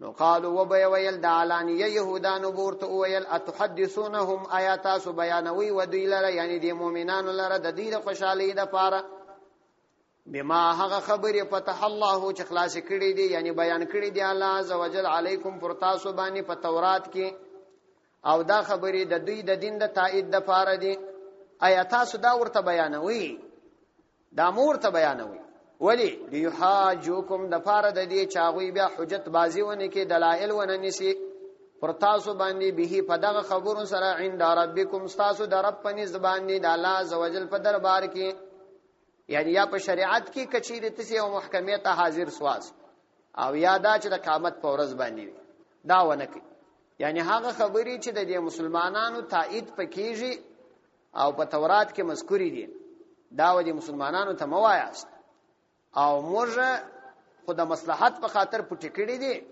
تاسو یې پټی کړئ افلا تعقلون آیات دومره هم نه پیږي یعنی دومره ښکارا خبره لانه سي فهمولای دی منافق يهودانو ته به دا ویل دا دوم خباست دي چې د زړه خبره تا ته نه کوي دا په خله چې د يهودانو کې خبره را روانې دي دا ټول د مسلمانانو د خطا استلو د پاره بس لکه مسلمان چې یو ډیر بی عقل قوم دی د دې په ذهن او د دې په دې ظاهري خبرو باندې خطا وځي لیکن الحمدلله مسلمانان هم داسې نه دي چې دا د دې په خبرو خطا وتی دي د دې په دې اغراض باندې ډیر مسلمانان پوي ولو کځینی کسان د ضعف ایمان په وجه د دې څخه متاثر دي او لا يعلمون ان الله يعلم ما يسرون وما يعلنون او لا يعلمون ايادين پوهیږي ان الله چې یقینا الله عز وجل يعلم پوهیږي ما فاغ يسرون چې دوی پټوي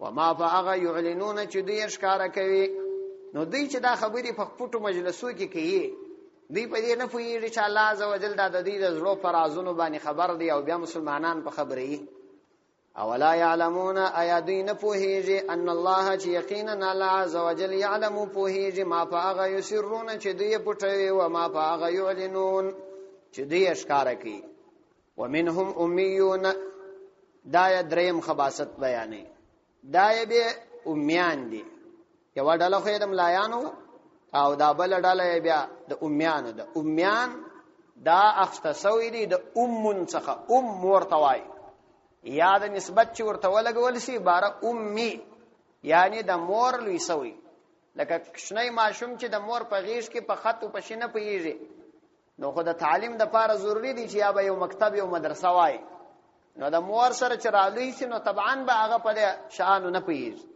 په دې خاطر ورته امي وای ومنهم نو یو ډله د دې څخه بیا امیون امیان دي لا يعلمون الكتاب اغوی نه پوهیږي لا يعلمون نه پوهیږي الكتاب په کتابان الا امانیه مگر فقط ارزوګانی او به سند خبرې کوي. و انهم الا یظنون، و انهم ندی هغوی الا مگر یظنون ګمان کوي. بل ډله به دا چې په کتاب باندې نه پیدل داغه به تعلیم کسانی دا به کتاب یې نسوي ویلای نه خپل مسله تحقیقا ورته معلومه و بلکې فقط ارزوګانی او اوریدلي خبرې تسلیمول.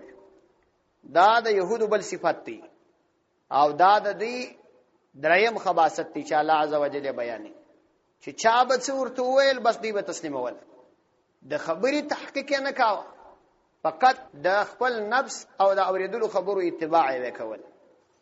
ومنهم او بعض د دوی څخه امیون به تعلیم کسانو لا يعلمون نپوهیږي الکتاب په کتاب باندې الا امانی مگر ظاهری لوستل. امانی دا په درو معناو باندې راځي. په معنا باندې د ظاهری عبارت د ویلو چې په مقصد یې سړی نه پیږي، لکه عام طور چې موږ قران کریم وایو په معنا یې نه پیږي، دې ته هم امانی وایي. لکه یو شاعر چې وایي چې د عثمان رضی الله عنه مبارک تمنا کتاب الله اول ليله واخرها لا في حمام المقادير. او په سوره حج کې هم په معنا د لوستلو راځي، په 55 نمبر آیات کې راغلي. او په معنا د الاقوال الکاذبه راځي چې امانی فقط د درواغو خبرو توای به سند خبري. او په معنا باندې د دې راځي چې یتمنون علی الله ما ليس لهم، د خدای چې د داسې شانو تمنا کول چې د دې حق نو دا بیا بل ډاله ده چې فقط دا به سند خبرې نقل کول. دا د به سند خبرو نقل کول دا زموږ په ټولنه کې خورا ډیر، خصوصا زموږ عوام ورونه په دغه ګناه کې ډیر مبتلا دي. بلا تحقیق خبره کول، بلا سند خبره کول او منل دا یې مزاج او طبيعت ګرځیدل. او هر کوټه، هر دکان، هر د مجلس ځای بس دغه جوړ دی چې دا به سند خبرې نقل کوي. به سند خبرې نقل کول دا د يهودانو صفت الله شو دلیل. مسلمان باید د دې ځان وساتي، لیکن دا په مشکل ډیری. او دغه به سند واقعات دا په اسلام کې سخت غندل شوی. نبی کریم علیه السلام فرمایي کفا بالمرء کذبا اي يحدث بكل ما سمع، چې د سړی د پاره بس دغه درواغ بس د چ ارڅواوري بیانې. کله د یو مولوی صاحب په ارتباط باندې خبره د درواغ خبره اوریدلی. ګوري د آیات ساتي د يهودان دا ولې د نبی عليه السلام مقابله وکړه. آیا د نبی عليه السلام پر باطل ول اعوذ بالله. د دوی په تورات کې د نبی عليه السلام ټول صفات ذکر و، لیکن دوی فقط د حسد په وجه د نبی عليه السلام مقابله وکړه. دا زموږ مذهب د امام ابو حنیفه رحمه الله مذهب دا څنګه دی چې دا خبرې کوم علماو بیان کړي دا په مذهب په کتابو کې نشته، دا ټول د مذهب په کتابو کې شته. خدا چې څوک د حسد پر بنیاد نه کې تسلیم هغه یوازې وجه د حسد وي. دا يهودانو چې د نبی عليه الصلاه والسلام مقابله کول هیڅ دلیل نه درلود، یوازې حسد. نو د حسد پر بنیاد باندې همیشه په هر ټولنه کې داسې خلک پیدا کېدلی شي چې د علماو د بدنامېدلو کوشش وکړي، او دا به په شعوري تور یا غیر شعوري طریقه باندې د نور د خوا څخه یو تحریک روان.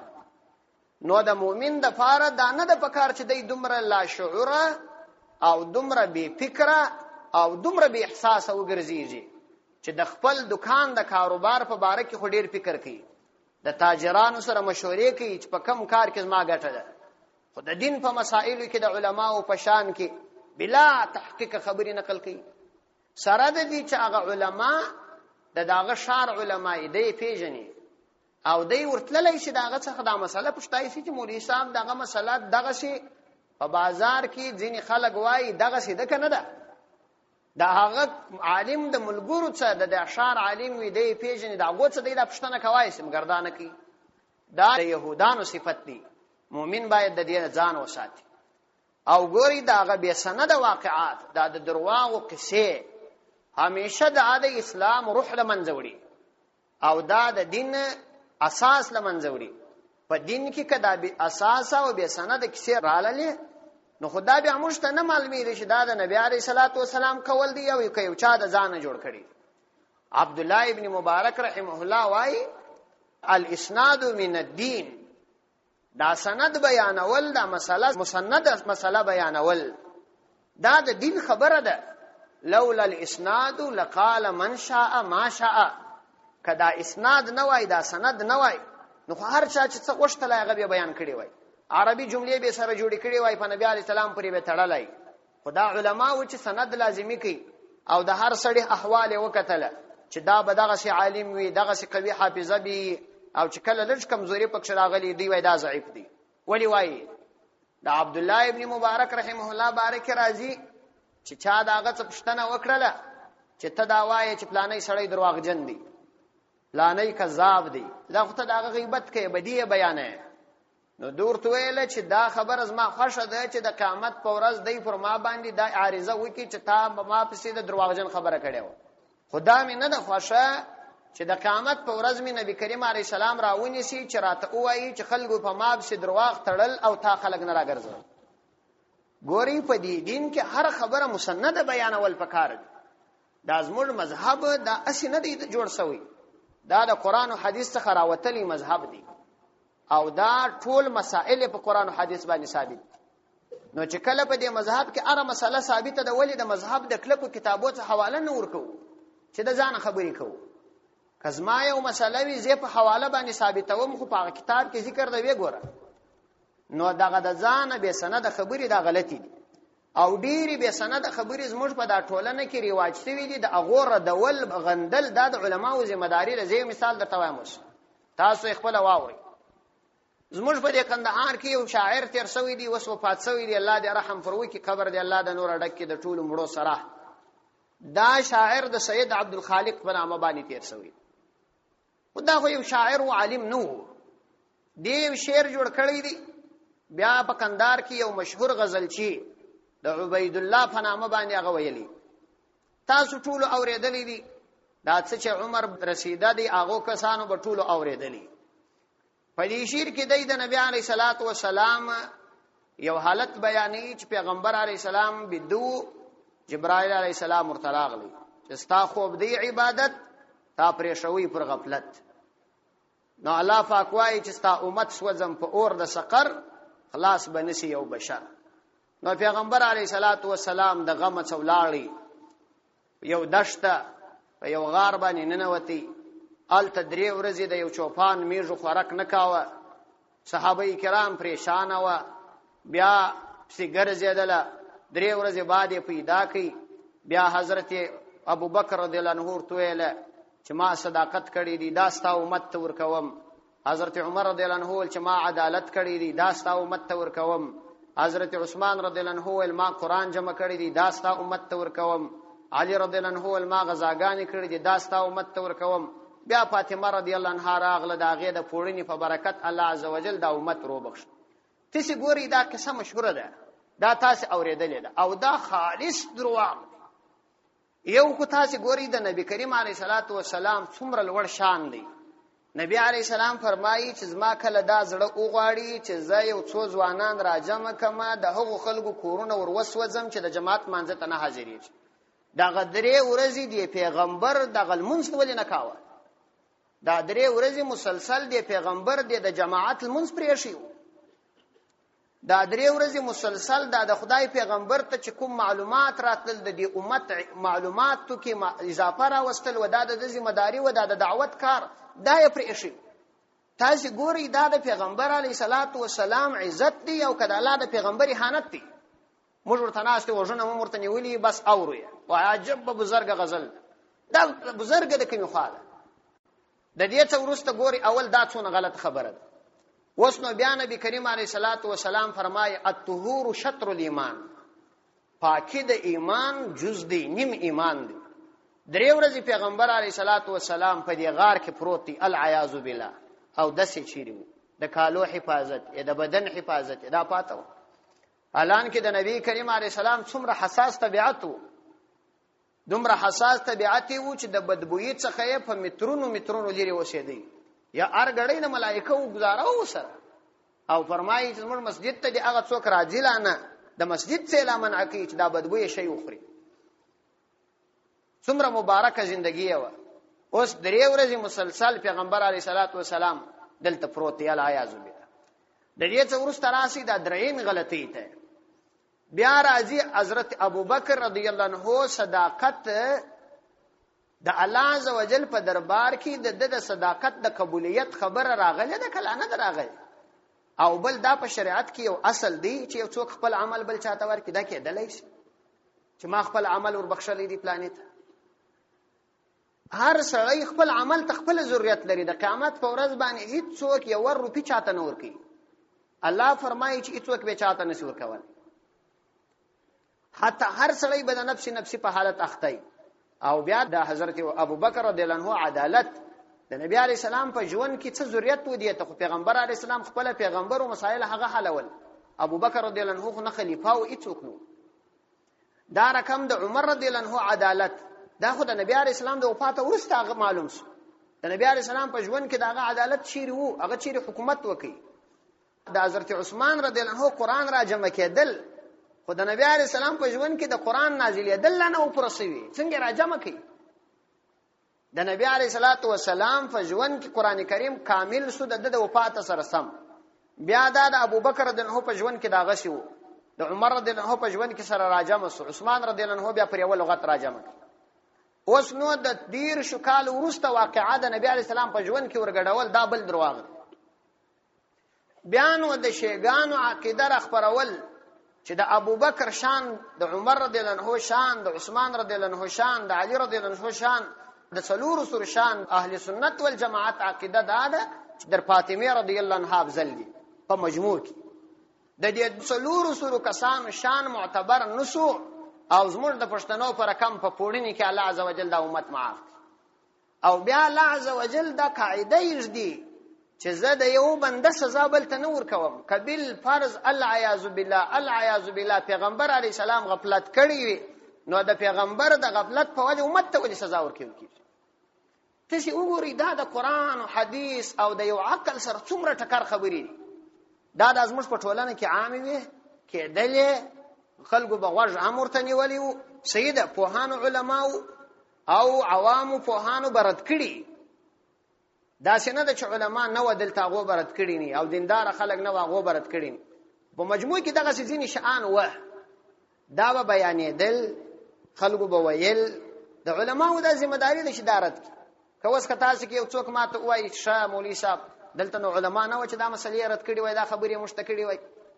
دا علماو دا مسائل بیانول دا یې رد ولا تاسو وشیاس په دغه کندهار کې دغه کارونه چې نن کیږي دغه سپنجري خلک دی وګوري چې دا په خواني علما او دغه کارونه کول کې نه کول یوم نه کول. چالي دي و د ازمر علما چې په 12مه بیرغونه په بازار کې ګرځول. چا د ازمر مشران علما لیدلی و. د ازمر مشران علما چالي دي و چې هغه په سروري چهارشنبه باندې په بازار کې کوټوریان ګرځول. دا مشران علما چې هغه محققین علما و. چالي دي و دغه علما زموږ چې هغه و نوروز لمانځي دا محققین علما د یو دوه درو کسانو په وجه باندې ټول علما بدنامول او ټول ته دا خبره منسوبول دا ښه خبره نه ده. دا علما داغه کتابونه ویل داغه د مذهب مسائل بیانول په همدغه طریقه بیانول چې دا موږ بیانو. نو به سند خبري منل او بیا دا په خلکو کې عامول دا د مؤمن صفت لري. مؤمن باید تحقیق ولري. مسله باید درته معلومي. چا مسله درته بیان کړ هر خبره چې درته بیان کړ ته ماته د کتاب حواله راک. زموږ د مذهب د کتاب حواله راک. په ټوله دنیا کې حنفي فقه په ټوله دنیا کې مخته ده. نن په عربو کې د دوی جنایي ټول مسائل زموږ د امام ابو حنیفه رحمه الله پر فقه حل کیږي. خپل ما پښتنه کړي ده په مدینه منوره کې د دوی په قضا او احناف فقه ګوري او د دې مسائل ټول د حنفي فقه مطابق د جنایي احکام په حنفي فقه کې حلي. نو دا خبره په ذهن کې ساتل پکار دي د همیشه د فاره چې انسان باید بلا تحقیق خبره ونه مني. بلا تحقیق خبره دا ډیره تاوانی هو کداسی یو معتبر عالم مستند عالم دسی یو خبره وکي چې هغه د دین مربوط خبره وي پر چا باندې اعتراض شي نه د هغه عالم د اعتماد په خاطر سړی تسلیمولای شي پلانې مشر عالم دا یو خبر از ما جنیات داغه به ضرور په کتاب کې لیکلی فهغم دلیل نسی ګرځیدل چې پر بل چا باندې پیش کې همیشه دې خبرې ته متوجه کېدل پکار دي نو الله فرمایي ومنهم اميون لا يعلمون الكتاب الا امانيه مگر فقط دا به سند خبري الاقوال الكاذبه وانهم الا يظنون نوهوي مگر به بنیاد ګمان کاوه فويل للذين ان الله عز وجل فرمای هلاکت دی خراب دی للذين دا هغه کسانو د پاره یكتبون الكتاب چې کتاب لیکي بی ایدیهم بخپل لاسوبانی یعنی دا تورات لیکي بخپل لاسوبانی د ځان یو مسله جوړه کړي وي ثم يقولون هذا من عند الله نو بیا وایي چې دا د الله د طرفه ده بیا د دې لپاره یو مليون دار پیدا کړه نه کوي وويل للذين وهلاكت للذين دعا كسانو د پاره يكتبون الكتاب چې لیکي کتاب تورات بأيديهم فخپل لاسونو باندې ثم يقولون هذا من عند الله نو بیا وایي هذا دغه من عند الله دا الله د طرفه څخه دی خپل عوام ته دا وایي ولدا ورته وایي ليشتروا به ثمنا قليلا د دې د پاره ورته وایي چې واخلي به په دغه سره ثمنا قليلا یو لږ مال یو څه مال حاصل کې پدې نو بعضی به سند شان ورته را نقل کړي او دا د دې لپاره چې پدې سره بیا مال حاصل د يهودانو د ملایانو صفت داو وای دوه کتابونه به شي کله چې به شای او جرم وکي او په تورات کې به د هغه جرم مطابق پر د باندې سزا را وتل نو د ځان به یو بل مسله ورته بیان کړي چې په دې مسله باندې ته معافیه نو په دغه مسله درکوم او په دا شرط باندې چې ماته به څه پیسې راکړي نو هغه به بار څه پیسې ورکړي او د بزان خلاص نو دغه مزاج د يهودو په علماو کې وو نو الله عز وجل یو واری ورته د ویل کلمه استعمال کړه یاو دوه مفلا بیا ورته استعمالي فويل لهم نو هلاکت دی د دوی د فاره تباہی د دوی د فاره مما كتبت ايديهم د هغه په سبب كتبت ايديهم چې د دوی لاسونو لیکلي او ويل لهم او هلاکت دی د دوی د فاره مما يكسبون په سبب دا هغه یکسبونه چې دوی کسب کوي دوی دا مزاج او دا طبيعت جوړ کړي نو یو واری ورته چې ویلون حدیث کې راځي دا د جهنم یو کنده ده چې په اتیا کال کې انسان پای ته رسیږي نو فویل للذین یكتبون الكتاب بأيديهم هلاکت دی د کسانو د پاره یكتبون الكتاب بأيديهم چې هغه لیکي الکتاب کتاب بأيديهم بخپل لاسونو باندې پدې کې علماو ته سخت ډیره ترټنه او زجر دی چې علما باید بلا تحقیق کسی ونه کی او به تحقیق واقعات او عوام ته نقل نکي ځکه دا د دې د لپاره تباہی او هلاکت دی عوام خلکو د خپل باطن د صفائی په وجه چې زړونه یې صفاوي علماو ته شاقید لري علما باید دا شونه کی چې بلا تحقیق به سند خبره چاته نقل کی به سند خبره خلکو ته نقل کول په خلکو کې دین ورکول دی بیا دین ورکیږي بیا نه معلومیږي چې د نبی علی سلام طریقه دلته کومه طریقه ده انو هغه دا بعضی کتابونه دي بعضی کتابونه کتا سولې دي د ډیر نور علاقو څخه ځینی خلک راوړي دا به سند قصې د درواغو قصې پکې مشهور وي نو دغه شي کتابونه قتل نه دي پکار بلکې عوام باید په دې کې درې شان په نظر کې ونیسي یو خو د عوامو د فار دا پکار ده چې همیشه په دې فکر کې وي چې کوم خبره واوري نو دا باید د علماء سره شریک کړي کوم علما چې د دوی په ټولنه کې معتبر علما دي مشران علما دي یا کم از کم خلکو ته منل شوی علما دي او دوم دا چې هر کتاب چې دوی رانی شي باید دا کتاب په ارتباط د خپل یو عالم سره دا خبره شریک کړي چې دا کتاب ته وګوره دا زواخلم کې نه واخ او دریم دا چې زموږ او تاسو په اوسنی حالت کې دغه مداري شي او دا د دین خدمت یو غنیمت دی دا یو داسې بد حالت دی د فتنو دور دی او د قیامت علامات به ښکاري کله دغه حالت کې الله تعالی موږ او تاسو ته د قرآن او د احادیثو د دې د تعلیم سلسله خلاص کړي دا او مدارس یې را کړی دي او موږ او تاسو یې د الحمدلله په خپل جیب باندې چلو نو دا یو ډیر لوی نعمت دی چې الله تعالی مشترک کړي د دې انتهایی زیات قدر وکړو، خیال یې وساتو. که موږ د دې خیال ونه ساتي، قدر مو ونه کوي، خدا نه خسته دا نعمت به الله راته واخلي. کې بیا راته واخستې بیا به ډېر اریان تللي.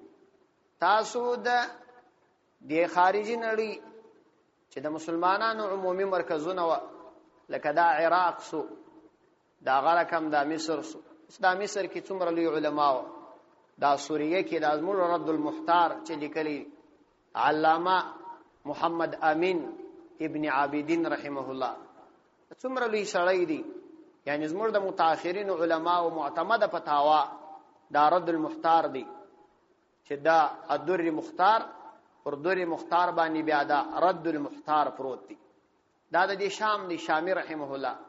اوس په شام کې یو مدرسه مست، څومره لوی خلک پکې کېو. دا عراق وګوري، امام ابو حنیفه رحمه الله دا هغه ځای، لیکن نن هلته یو مدرسه نشته. دا سید امام بخاری رحمه الله وطن وګوري، د امام ترمذی رحمه الله وطن وګوري، دا نږدې مزار وګوري. دي کې وخت څومره لوی علما و د بلخ علما، لیکن اوس هیڅ نشته. کدا نعمت الله تعالی مشترک کړی دی، شکر یې باید ادا کو. دا سنی که خدا نه خسته دار سولاړي بیا به دغه حالت وی لکه دغه خلکو باندې چې نن راغلی. نو د دې نعمت شکر دادی چې د دغه خلکو چې د دین خدمت یې مشته کړی دی، د دې کاملا شکر ادا کو، کاملا شکر ادا کو او پزړونو کې عزت وکړو. ظاهری د خلی عزت نه دی معتبر، بس پزړو کې احترام ورته ولرو، قدر یې وکړو. الله عزوجل به د دې فوجه زموږ دغه نعمت کی ترقی را نصیب کی.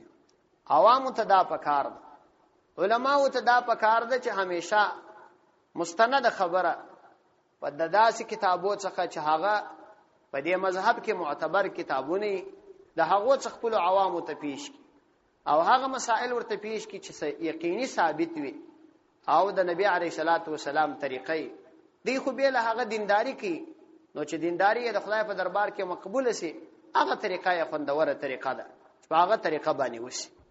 نو فویل للذین یكتبون الكتاب بأیدیهم ثم یقولون بیادوی وای د خپل عوام ته هذا من عند الله، دا د الله عز وجل د طرف دی. همدا شراغلی لیشترو به ثمنا قلیلا، په دې باندې دوی اخلي یو څه پیسې. فویل لهم، نو هلاکت دی د دوی د پاره، مما كتبت ایدیهم، دا هغه څه چې د دوی لاسونو لیکلي دي، دا د دوی لاسونو لیکلي دي، په دې باندې دوی لره هلاکت دی.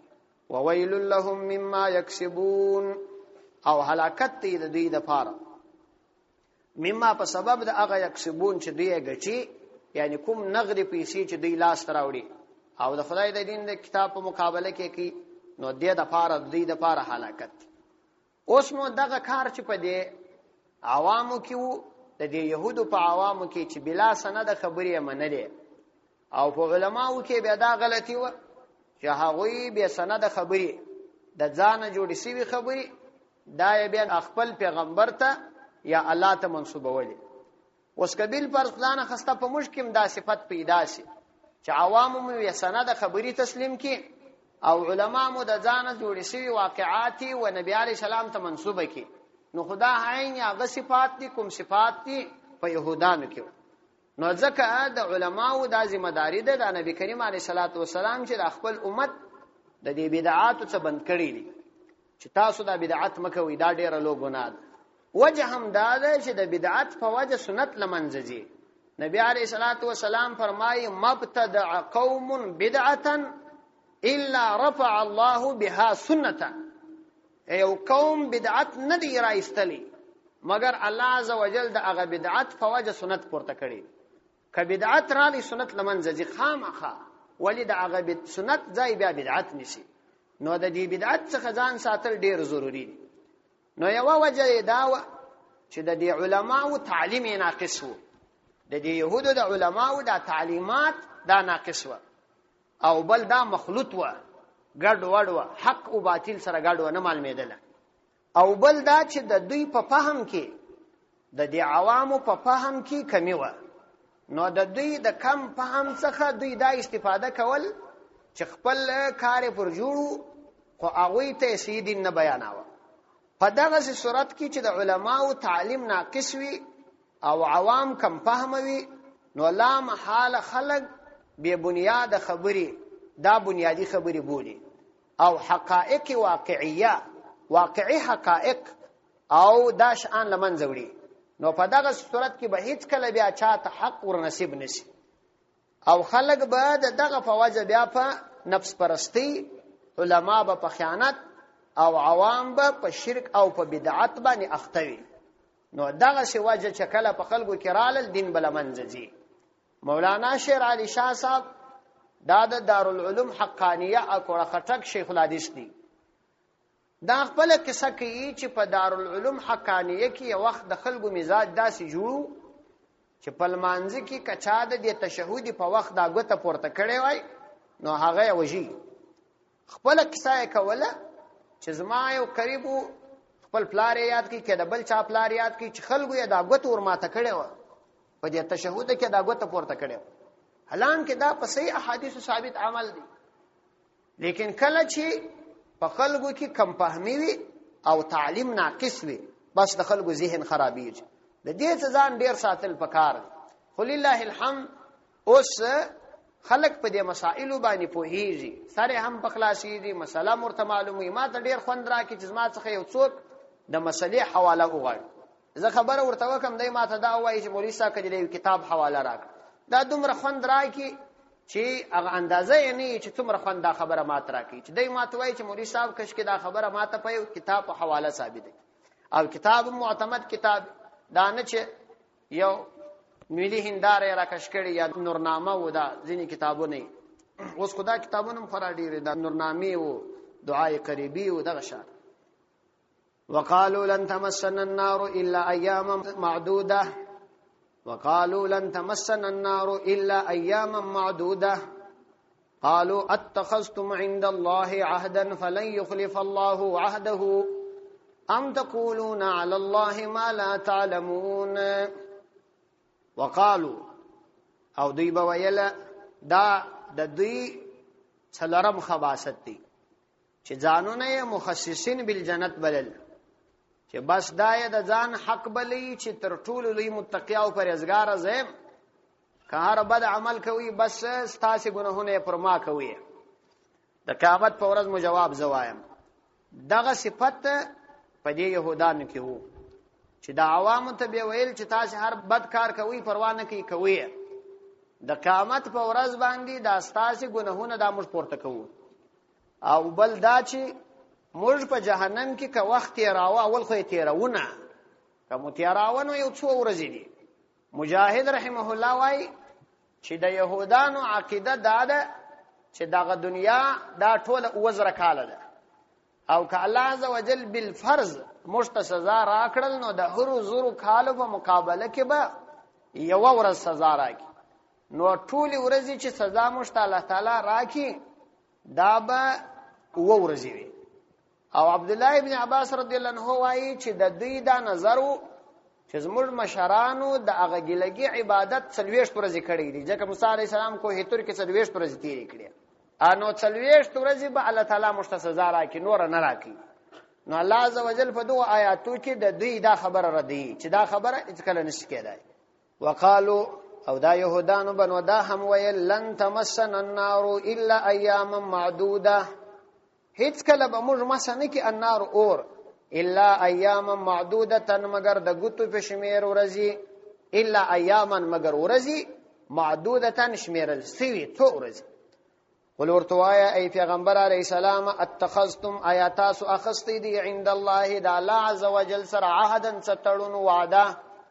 ای الله عز وجل سره کوم وعده کړی ده فلن يخلف الله عهده چې نه بدلوي الله عز وجل عهده خپل وعده هم تقولون یا تاسو وایس علی الله فعل عز وجل باندې ما هغه څه لا تعلمون چې تاسو نور باندې پوهیږئ نو تور توای پیغمبر علی السلام چې تاسو دا خبره کوي چې په جهنم کې به موږ فقط یو څو ورځې تیری کو پر داغه خبره باندې تاسو د خدای پاک څخه کوم وعده خسته ده کوم وعده خسته نو خصيدي الله عز وجل د خپل وعده مخالفت نکي او کیا دا ځان خبري کوي وقالو او د يهودو بدا هم ویل لن تمسن النار الا اياما معدوده مگر څو ورځې قل ورتوایا ای پیغمبر علیہ السلام اتخذتم آیاتاسو نیولی دی د دې خبرې متعلق عند الله د الله عز وجل سره عهدا ستړون سوادم د الله عز وجل سره کړی ده فلن يخلف الله چې هیڅ کله مخالفت نکوي الله عز وجل عهده د خپل وعده څخه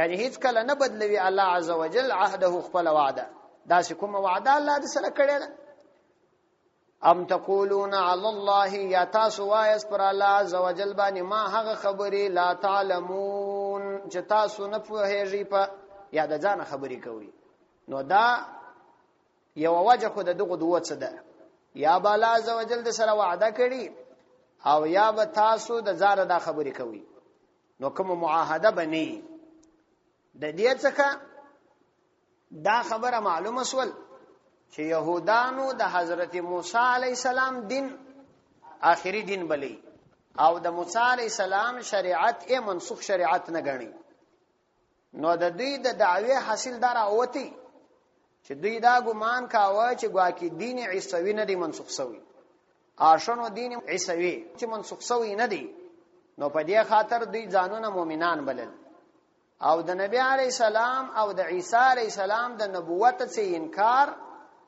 دا یې کفر نه بلی بلکې فقط ګناه بلل انو د ګناه په وجه خو سړی په همیشه په جهنم کې نه پاتې کیږي ځکه مؤمن چې وای هرڅونه لو ګناه وکي چې ایمان لري اخر د جهنم راوځي دا له هم ځینې بزرگان وای چې وای دغه دوزخی مؤمن چې په دوزخ کې دا په دې دوزخ کې وای دومره ډیر خوشحالي چې په دنیا کې څومره خوشحالي پر د تیر سوي د دراغه به ډیر خوشحالي په دې دوزخ کې په دې وجه چې ورځ خو بیا د دې دوزخ وزم د ایمان دا برکت دی نو دوی ځانونه کافران نه بلل او نو په دې خاطر ولکه موږ کومه ګناه ووم کړله یعنی د نبی عليه السلام خبره مو ووم نه منل نو یو څو ورځې په دوزخ کې پاتې سو بیا براويستل لیکن د دوی دغه مدعا او د دوی دغه ګمان بناء الفاسد علی الفاسد و فاسد پر فاسد باندې بناو هغه ځکه چې یو خو د موسی عليه السلام دین ابدي دین نو هغه دین د نبی عليه السلام د نبوت په وجه منسوخ